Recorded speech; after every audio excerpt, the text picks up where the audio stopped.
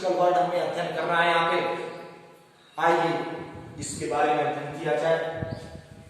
Physics के बारे में अध्ययन करना, भौतिकी के बारे में अध्ययन करना इतनी छोटी सी बात नहीं है, बहुत बड़ी चीज है। उसमें से एक छोटा सा अति सूक्ष्म एक चैप्टर उस भौतिकी का यहाँ पे लिया गया है, फिजिकल वर्ड, भौतिक जगत, इसका अध्ययन हम आपको कराए, हम लोग पढ़ेंगे। तो इसके बारे में जानना है, मैंने आपको बताया है ये आपकी भौतिकी है, यहाँ पे पूरा भौतिकी का संसार बसा हुआ है, लेकिन इसमें से बहुत छोटी छोटी चीजें, कुछ इंपॉर्टेंट तथ्य हैं यहाँ पे थ्योरेटिकल। तो भौतिकी आपने जाना कि भौतिकी क्या है। अब इसमें हम ये जानेंगे ऊर्जा क्या है, क्योंकि वेरी इंपॉर्टेंट एनर्जी।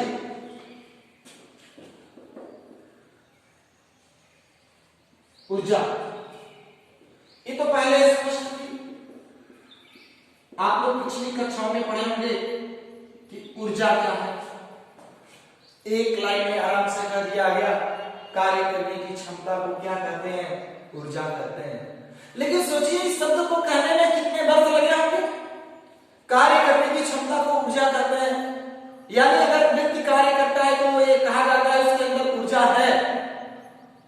लेकिन अगर व्यक्ति काम नहीं करता है तो उसके अंदर ऊर्जा, इसका मतलब नहीं है, नहीं, अभी भी उस व्यक्ति के अंदर ऊर्जा है। लेकिन जो कार्य करने के लिए कहा जा रहा है उस कार्य को पूरा करने के लिए उतनी उसके पास ऊर्जा नहीं। जैसे इस मार्कर को उठाना हो तो कोई व्यक्ति अगर इस मार्कर को ना उठा पाए तो इसका मतलब यह नहीं है उसके पास एनर्जी नहीं है। आप कार्य अगर कर रहे हैं, चूंकि भी आगे चल करके आप कार्य और ऊर्जा एक चैप्टर ही पढ़ेंगे, यहाँ पे तो बहुत छोटी सी एक लाइन की डिफिनेशन सबको मिल रही है, वहां पे विस्तृत जानकारी आपको मिलेगी ऊर्जा की क्या है वहां पे चैप्टर में। लेकिन ऊर्जा क्या है, कार्य करने की क्षमता है। थोड़ा सा इस पर चर्चा ये कर रहे हैं कि वास्तव में ऊर्जा है, ऊर्जा हम जो भी कार्य करते हैं हम कैसे कर लेते हैं। क्योंकि जब हम व्यक्ति की हम बात कर रहे हैं, हम किसी मशीन की बात नहीं कर रहे हैं। व्यक्ति कब कार्य करता है कि जब वो भोजन लेता है। अगर भोजन ना ले तो क्या कार्य कर पाएगा, नहीं। तो भोजन में क्या लेता है, जिन भी पदार्थों का वो सेवन करता है, यानी जो भी खाद्य सामग्री यूज करता है वो खाता है, तो उस खाद्य सामग्री के अंदर कुछ ऐसा होता है, उसमें ऐसे तत्व होते हैं, ऐसे विटामिन होती है उसके अंदर कि जिसका ग्रहण करने से, जिसका सेवन करने से, उसे खा लेने से, उस पेय पदार्थ को पी लेने से व्यक्ति के अंदर ऊर्जा आ जाती है। मतलब ऊर्जा उत्पन्न नहीं हो जाती, ऑलरेडी जिसका आपने सेवन किया उसके अंदर ऊर्जा थी, वही ऊर्जा आपकी बॉडी में क्या होती है, उसका सेवन करने से ट्रांसफर हो जाती है, यानी ऊर्जा उत्पन्न नहीं होती है।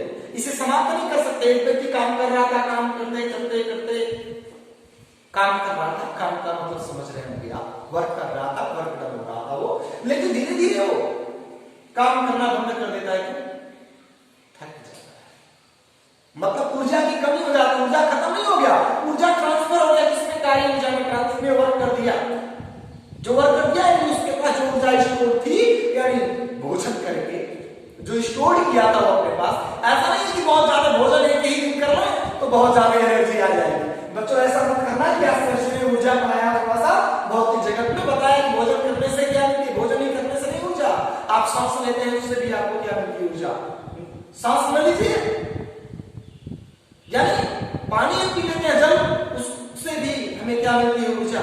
सांस लेते हैं उससे भी हमें क्या मिलती है, ऊर्जा। तो यहाँ पे ऊर्जा यानी कार्य करने की, और इसकी अनुभूति कैसे होती है हमें कि जब हम किसी काम को कर लेते हैं वो हमारा क्या रिजल्ट है काम कि हम काम कर लिए तो हमारे पास क्या है, ऊर्जा। तो ये ऊर्जा यानी कार्य करने की क्षमता को हम क्या कहते हैं, ऊर्जा कहते हैं। तो ये ऊर्जा जो है, अब इसके बाद में द्रव्य क्या, मैटर,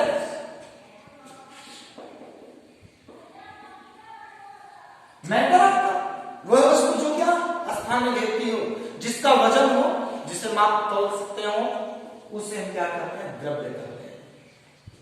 यानी जो स्थान घेरे, ये मार्कर भी क्या है, द्रव्य चुकी से रखेंगे तो कुछ आकार घेर लेगा। इसका आयतन होगा कुछ, इसलिए उसे हम क्या कहते हैं, द्रव्य कहते हैं बच्चे।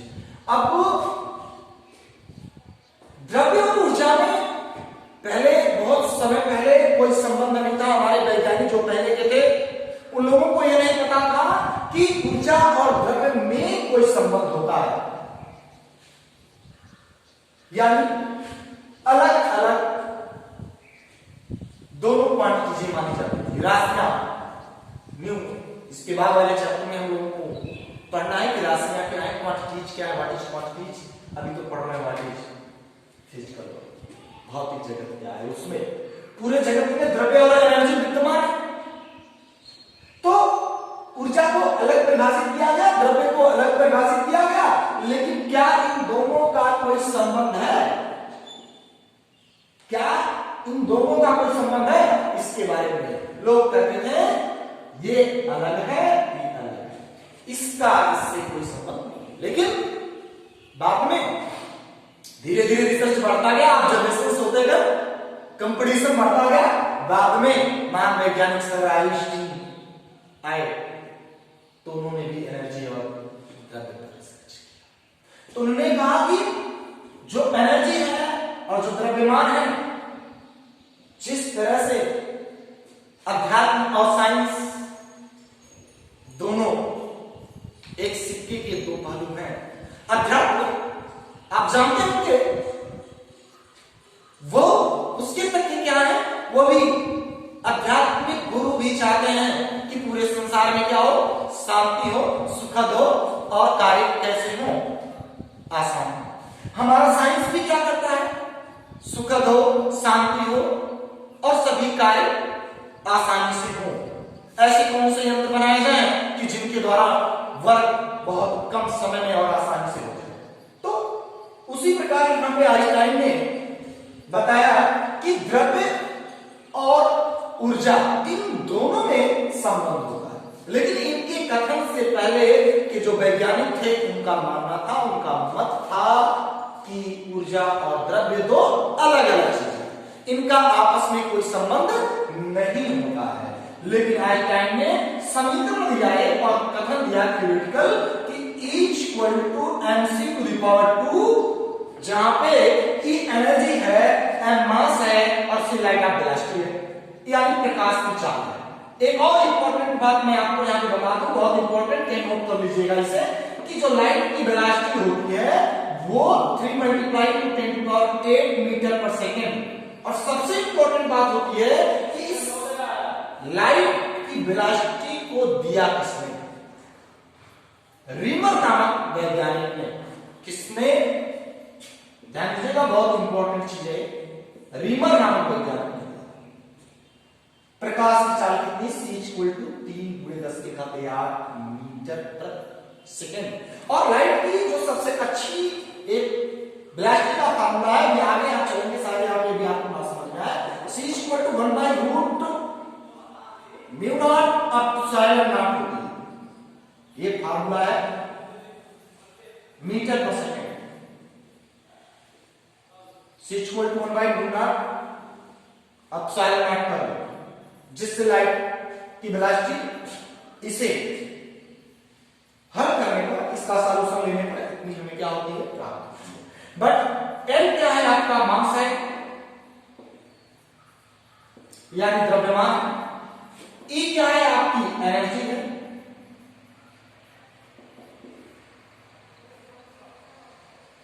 यानी E क्या है, एनर्जी।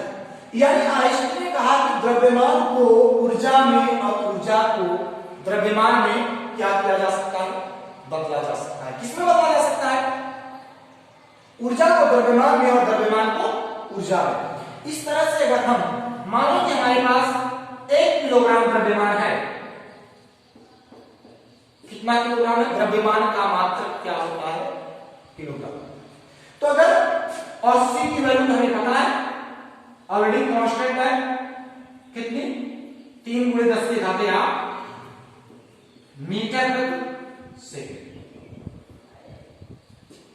अगर प्रकाश की चाल 3×10⁸ मीटर प्रति सेकेंड है, तो इसे हल करिए, तो m का मान 1 गुणे c² स्क्वायर मिल रहा है फार्मूले में आपसे। तो अगर सी स्क्वायर मिल रहा है तो सी स्क्वायर यानी सी की वैल्यू 3×10⁸ मीटर प्रति सेकंड, इसको आप स्क्वायर कर दीजिए। क्या करेंगे? तो वैल्यू कितनी मिलेगी? 3 का स्क्वायर कितना हो जाएगा? 9। इस पे कितनी पावर जाएगी? 16। कितना पीछे? अब सोचिए इतनी एनर्जी आपको मिल रही है, 9×10⁻16 एनर्जी, बहुत ज्यादा एनर्जी। इतनी एनर्जी कम नहीं होगी, किसको क्यों बोलते? 1 किलोग्राम। यानी जो दुकान पर आप जाते हैं 1 किलोग्राम का बांट देते हैं, अगर उसे एनर्जी में बदल दिया जाए कितनी ऊर्जा में क्या हो रही है? प्राप्त हो रही है। तो आइए आगे चलते हैं। यानी आइंस्टीन ने बताया कि ऊर्जा और द्रव्य दोनों एक ही सिक्के के दो पहलू हैं। ऊर्जा को द्रव्यमान में और द्रव्यमान को ऊर्जा में क्या किया जा सकता है? बदला जा सकता है, जिसका समीकरण मिला E = mc⁻² क्या? आगे चलते हैं।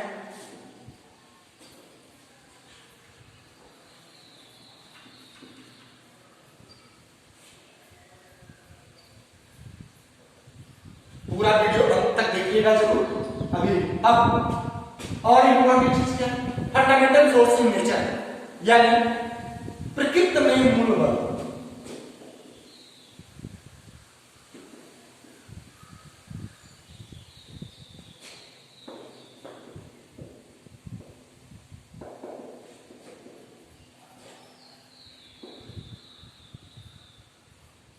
फंडामेंटल फोर्स इन नेचर, प्रकृति में मूल बल।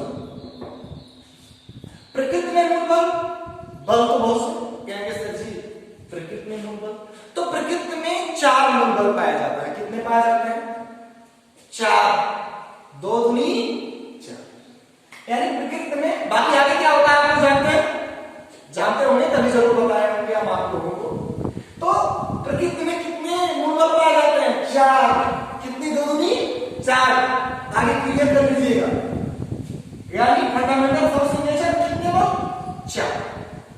4 कौन से होते हैं? वो पहला ग्रेविटेशनल फोर्स, कहेंगे सर जी चाहिए ना, बहुत ऐसे संयोजक बल है, असंयोजक बल है, घर्षण बल है, विद्युत बल है, चुंबकीय बल है, घर्षण बल है, स्थैतिक घर्षण बल है, गतिक घर्षण बल है। सर बल तो बहुत ज्यादा है, श्यान बल है।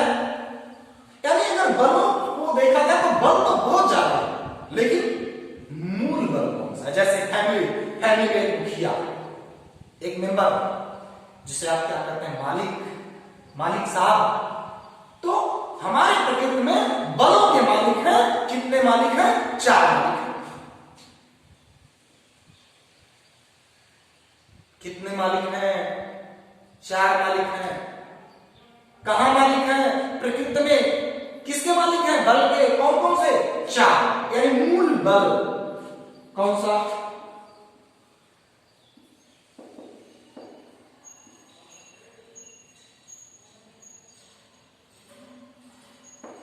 Gravitational force.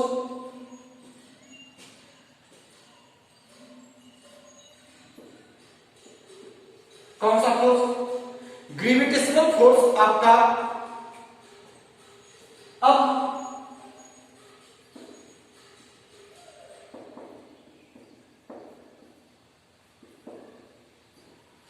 ग्रेविटेशनल फोर्स गुरुत्वाकर्षण बल। गुरुत्वाकर्षण बल क्या है बताएंगे? चारों के नाम। दूसरा बल कौन सा? Electromagnetic force.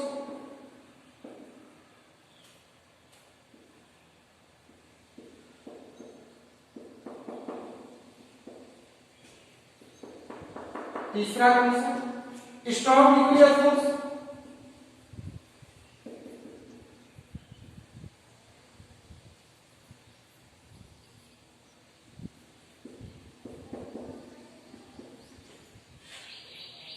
चौथा कौन सा है?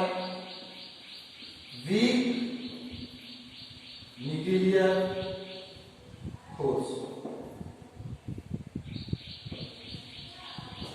Gravitational force, electromagnetic force, strong nuclear force और वीक न्यूक्लियर फोर्स।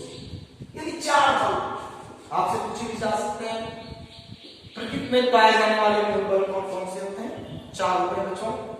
एक ग्रेविटेशनल फोर्स होता है, दूसरा इलेक्ट्रोमैग्नेटिक फोर्स होता है, तीसरा स्ट्रॉन्ग न्यूक्लियर फोर्स होता है और चौथा वीक न्यूक्लियर फोर्स होता है।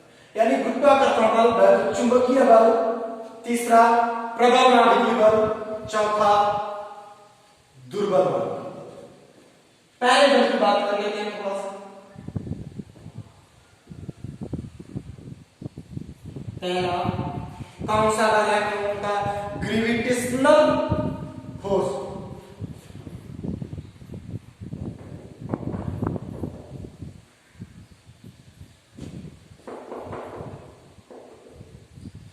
न्यूटन ने कहा कि दो पिंडों के बीच, सपोज दैट इसका मास m1 और इसका, इनके बीच की जो सर्टेन डिस्टेंस है वो कितनी हो? ध्यान दीजिएगा, एक मास आपका a है, एक कौन सा? कितने पिंड हैं तो? क्यों? क्योंकि जब देखा गया, न्यूटन ने देखा कि हर वस्तु ऊपर फेंकने पे कहां गिर रही है? नीचे। और हाइट से फेंक दिया जाए तो भी कहां रही है? नीचे गिर रही है। और हाइट से फेंकी जाए तो मतलब अगर हम ऊंचाई बढ़ाते जाए फिर भी वस्तु कहां आ रही है? नीचे।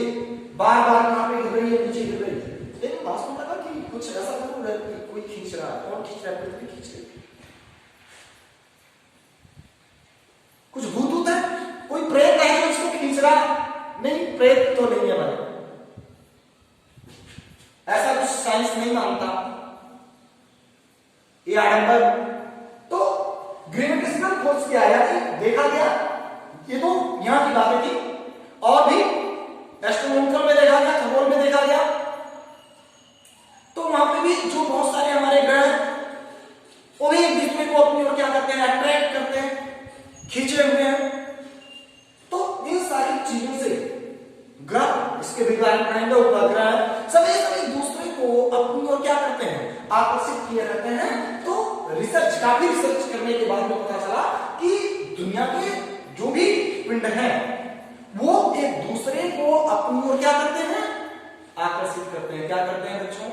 आकर्षित करते हैं। यानी ये अगर मैं इस कैप को करूं, इसे करूं, तो ये एक दूसरे को क्या करते हैं? आकर्षित करते हैं। लेकिन इनके द्रव्यमान इतने कम है, वेट इनके कम है इतने कि जिसका अनुभव नहीं। हमारे ऊपर भी फोर्स अप्लाई होता है। कोई बिल्डिंग, कोई पेड़ पौधा जो भी है वो हमारे ऊपर भी फोर्स अप्लाई करता है। अट्रैक्ट वो भी अपनी ओर क्या करता है? आकर्षित करता है, आप भी करते हैं। लेकिन हम क्यों महसूस नहीं कर पाते हैं? क्योंकि हमारे वेट क्या है? वो कम। अब पृथ्वी की ओर क्यों ये पिंड अपनी ओर क्यों आकर्षित कर लेती? क्योंकि ये बहुत बड़ी है और उसकी टेंपरेचर में क्या है? नगण्य के बराबर है। इसे हम नगण्य, 0 से भी कम अगर कोई चीज होती क्या है? ऋणात्मक।